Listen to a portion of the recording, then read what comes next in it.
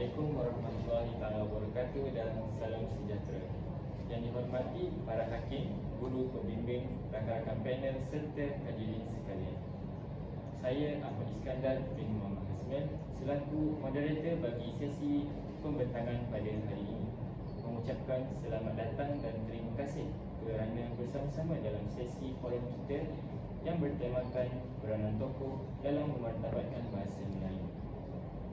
Pada hari ini, kita akan menelusuri perjuangan dua tokoh besar yang banyak menyumbang kepada perkembangan dan kemajuan bahasa Melayu, iaitu Profesor Dr. Nik Safia Karim dan Munshi Abdullah. Baik, sedikit penerangan.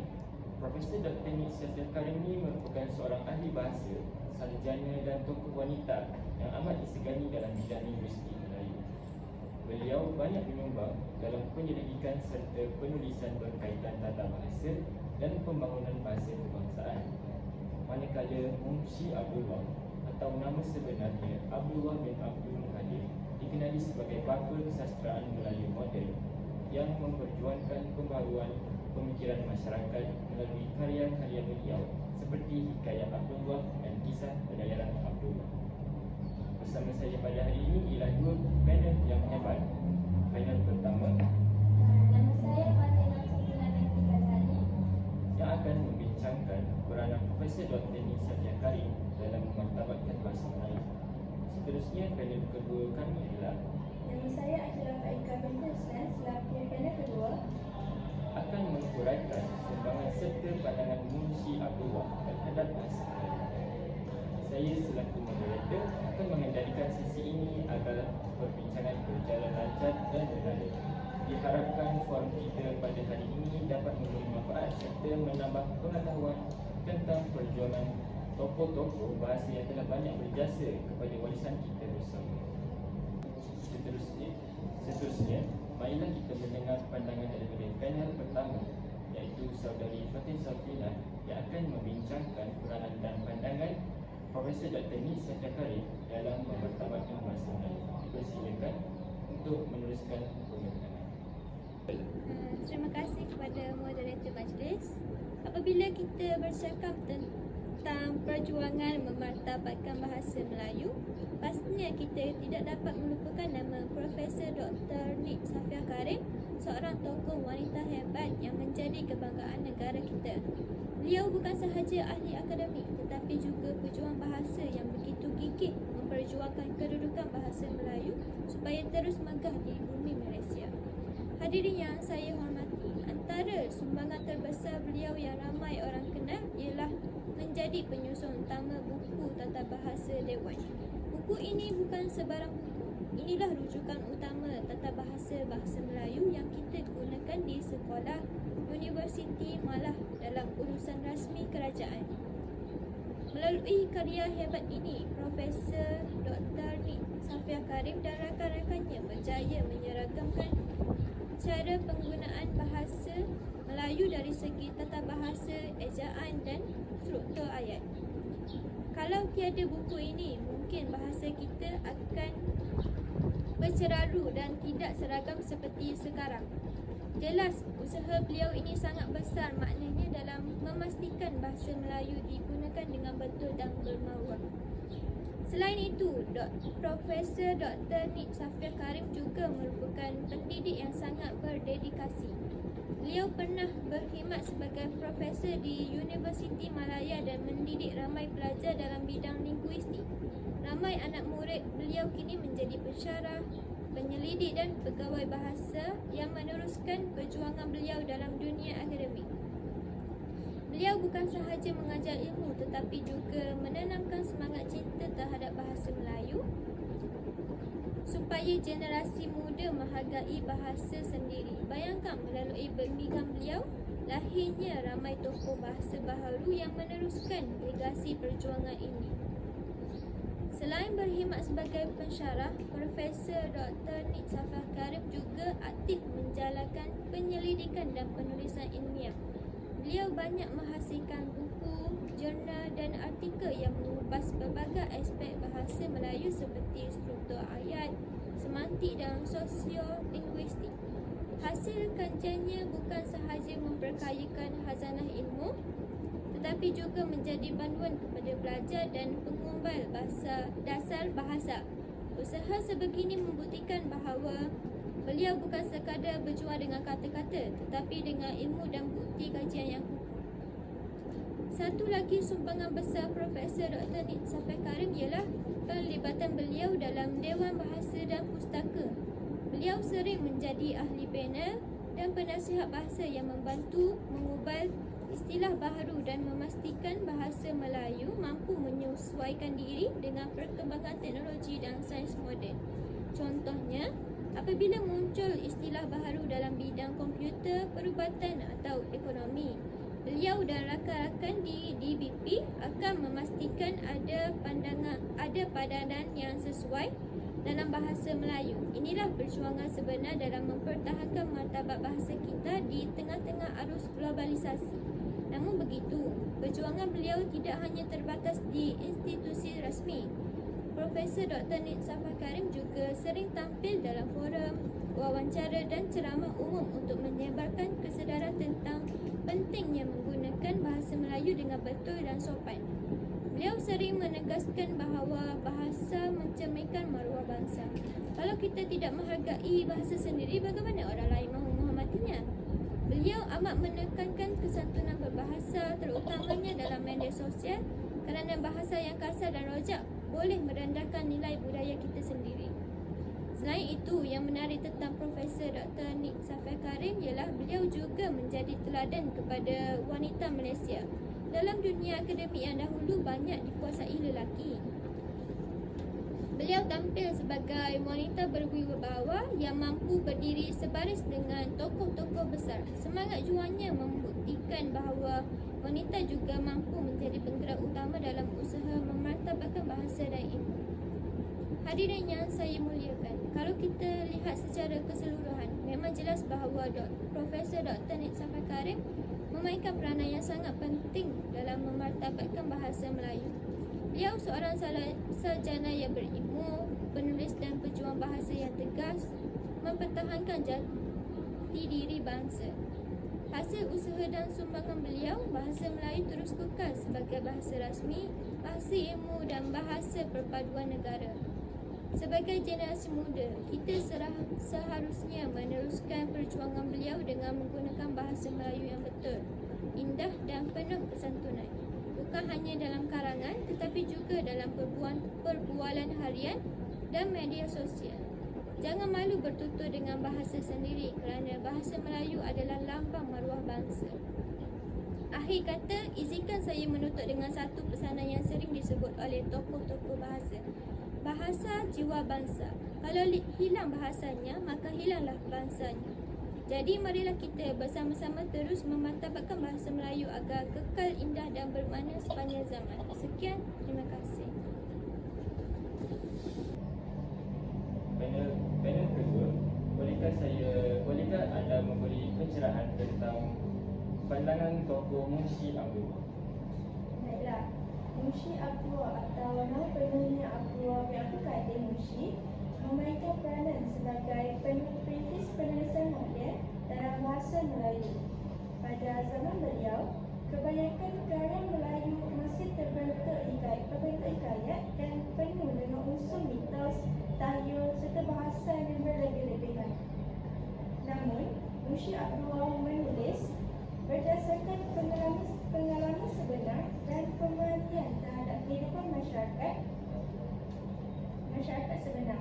Karya beliau seperti Hikayat Abdullah dan Kisah Pelayaran Abdullah ke Kelantan menampilkan gaya realistik dan bersifat autobiografi.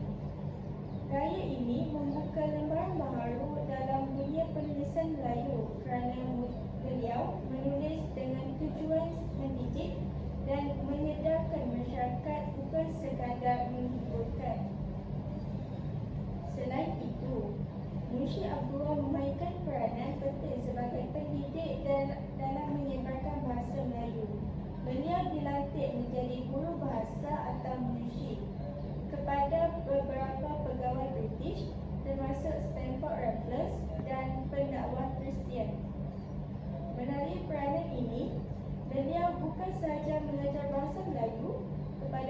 asing tetapi turut memperkenalkan budaya dan pemikiran orang Melayu kepada dunia luar. Tugasnya sebagai munshi juga memberi peluang kepada beliau untuk memperkembangkan penggunaan bahasa Melayu yang betul dari segi tata bahasa dan ejaan. Dari sudut linguistik pula, Munshi Abdullah juga menjadi pemangkin kepada pembakuan bahasa Melayu. Beliau mengkritik penggunaan bahasa Melayu yang terlalu berbunga dan sukar dipahami dalam hikayat lama, lalu memperkenalkan penggunaan bahasa yang lebih jelas dan berdasarkan logik. Usaha beliau telah meletakkan asas kepada perkembangan bahasa Melayu moden yang lebih sistematik. Dalam tulisannya, beliau menggunakan ejaan dan struktur ayat yang konsisten serta mengutamakan ketepatan maksud. Hal ini membolehkan bahasa Melayu berkembang menjadi bahasa ilmu dan pentadbiran pada masa hadapan. Selain itu, Munshi Abdullah juga turut menggunakan bahasa sebagai alat untuk menyampaikan kritik sosial. Beliau berani menegur sikap masyarakat Melayu pada zamannya yang terlalu bergantung kepada golongan bangsawan, tidak mementingkan ilmu pengetahuan dan mudah terpengaruh dengan kepercayaan yang karu. Melalui gaya penulisannya yang jujur dan tegas, beliau menyeru masyarakat supaya berubah ke arah kemajuan dan menekankan pentingnya pendidikan serta pemikiran nasional. Oleh itu, bahasa Melayu bagi beliau bukan sekadar medium untuk berkomunikasi, tetapi juga wadah pembaharuan sosial. Akhir sekali, Munshi Abdullah berperanan sebagai penghubung antara dunia timur dan juga barat. Beliau menjadi jabatan budaya yang memperkenalkan bahasa dan adat Melayu kepada bangsa Eropah dan dalam masa yang sama membawa idea serta nilai kemajuan barat kepada masyarakat Melayu. Melalui peranan ini, bahasa Melayu berkembang sebagai bahasa yang mampu menyesuaikan diri dengan perubahan zaman tanpa kehilangan identiti asalnya. Secara keseluruhannya, Munshi Abdullah memainkan peranan yang amat besar dalam sejarah perkembangan bahasa Melayu. Beliau bukan sahaja memperkenalkan bahasa Melayu sebagai penulisan yang moden dan rasional, tetapi juga menyemai semangat pembaharuan dalam kalangan masyarakat. Usaha dan pemikiran Munshi Abdullah ini menjadikan beliau sebagai tokoh yang penting dan berjaya mengangkat martabat bahasa Melayu sebagai bahasa ilmu, budaya dan kemajuan bangsa. Sekian daripada saya. Baik, terima kasih atas pencerahan Cik Akilah yang sangat menarik. Seterusnya, kita teruskan dengan agenda pada hari ini, iaitu perbezaan dan persamaan pandangan dua tokoh, iaitu Profesor Dr. Safiar Karim dan Munshi Abdullah. Yang pertama, pandangan mereka ialah menganggap persamaan bagi pandangan mereka ialah menganggap bahasa Melayu sebagai lambang jati diri bangsa. Kedua-dua tokoh ini berpendapat bahawa bahasa Melayu, identiti dan maruah bangsa yang mesti dipelihara serta dimartabatkan. Nik Safiar Karim berpendapat menekankan bahasa Melayu sebagai bahasa perpaduan negara dan simbol kebangsaan. Bagi Munshi Abdullah pula melihat bahasa Melayu sebagai warisan bangsa yang mencerminkan pemikiran dan budi pekerti masyarakat. Yang kedua adalah menyeru pemurnian dan perbaikan bahasa Melayu. Kedua-duanya menegaskan kepentingan memperbaiki penggunaan bahasa agar lebih bermutu dan sistematik. Safia berusaha memperkemas tata bahasa dan ejaan moden, sistem ejaan moden melalui kajian linguistik. Bagi Munshi Abdullah pula mengkritik sikap masyarakat yang menggunakan bahasa secara lemah dan tidak beradab dalam penulisan. Yang ketiga adalah mementingkan peranan bahasa dalam pendidikan dan kemajuan bangsa. Mereka sama-sama percaya bahawa bahasa Melayu ini berperanan penting dalam membentuk pemikiran dan kemajuan masyarakat. Nik Safia Karim banyak memperjuangkan bahasa Melayu sebagai bahasa ilmu di sekolah dan universiti. Munshi Abdullah pula menulis karya untuk mendidik masyarakat agar berfikir lebih rasional dan terbuka melalui bahasa. Kita lihat bagi perbezaan pandangan mereka pula, iaitu dari aspek zaman dan konteks perjuangan. Profesor Dr. Nik Safia Karim menyatakan hidup dalam zaman moden selepas kemerdekaan, perjuangan beliau berfokus pada bahasa Melayu sebagai bahasa kebangsaan dan akademik. Bagi Munshi Abdullah pula, hidup pada zaman penjajahan British, perjuangan beliau menumpu kepada kesedaran masyarakat terhadap pentingnya ilmu dan penulisan moden. Aspek kedua adalah pendekatan. Profesor Dr. Nik Safia Karim menyatakan pendekatan ilmiah dan linguistik melalui penyelidikan, penulisan tata bahasa dan dasar bahasa. Bagi Munshi Abdullah pula, pendekatan sastera dan kritikan sosial melalui karya seperti Hikayat Abdullah dan Kisah Pelayaran Abdullah. Yang ketiga adalah fokus utama. Fokus utama ini, Profesor Dr. Nik Safia Karim menyatakan untuk memperkukuh bahasa Melayu dalam pendidikan, pentadbiran dan perundangan negara. Bagi Munshi Abdullah, membetulkan kelemahan masyarakat Melayu dalam pemikiran dan penggunaan bahasa. Yang terakhir adalah nada perjuangan. Bagi Profesor Dr. Nik Safia Karim, berunsur ilmiah dan rasional, menekankan pembangunan bahasa melalui dasar dan penyelidikan. Bagi Munshi Abdullah pula, berunsur sindiran dan kritikan, menegur masyarakat agar berubah demi kemajuan bangsa. Rumusan bagi kedua-dua tokoh ni adalah kedua-dua tokoh ni berkongsi matlamat yang sama, memartabatkan bahasa Melayu sebagai bahasa ilmu, bangsa dan kemajuan. Namun, mereka berbeza dari segi cara dan konteks perjuangan. Nik Safia Karim memperjuangkannya melalui bidang akademik dan dasar bahasa moden, manakala Munshi Abdullah menggunakan penulisan dan kritikan sosial untuk menyedarkan masyarakat. Sekian sahaja dari kami untuk pada forum petang ini.